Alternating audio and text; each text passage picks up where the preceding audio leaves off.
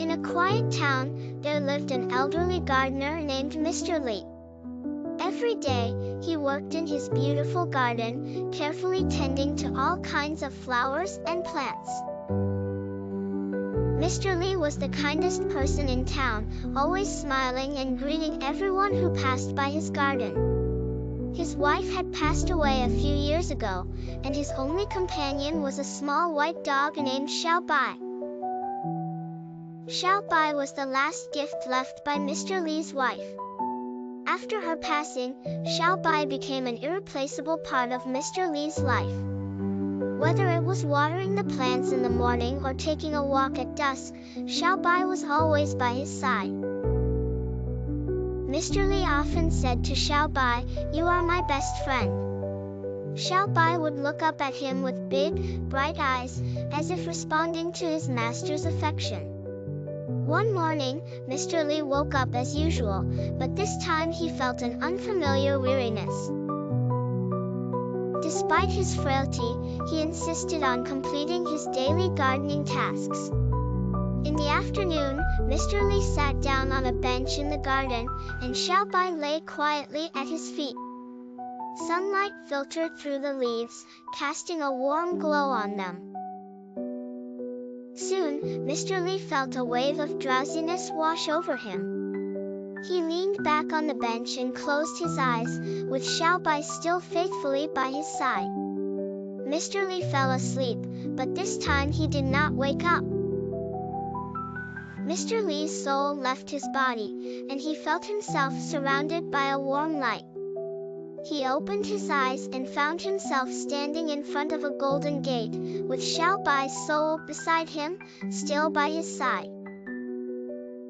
A radiant angel, dressed in a magnificent robe, stood by the golden gate and smiled at Mr. Li. "Welcome to heaven. You may enter and enjoy eternal peace," the angel said. Mr. Li looked at the angel and then down at Xiao Bai. He asked, "Can I bring my Xiao Bai with me?" The angel's smile faded slightly as he gently replied, "I'm sorry, but animals are not allowed in heaven." Hearing this, Mr. Li felt a pang in his heart. He patted Xiao Bai's head and softly said, "It's okay, let's go." So, Mr. Li turned away from the golden gate and continued walking with Xiao Bai.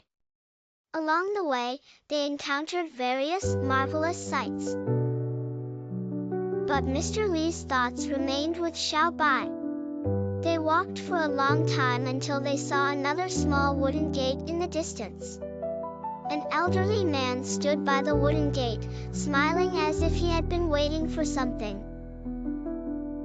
Mr. Li approached and asked, "Excuse me, what is this place?" The elderly man kindly replied, "This is heaven."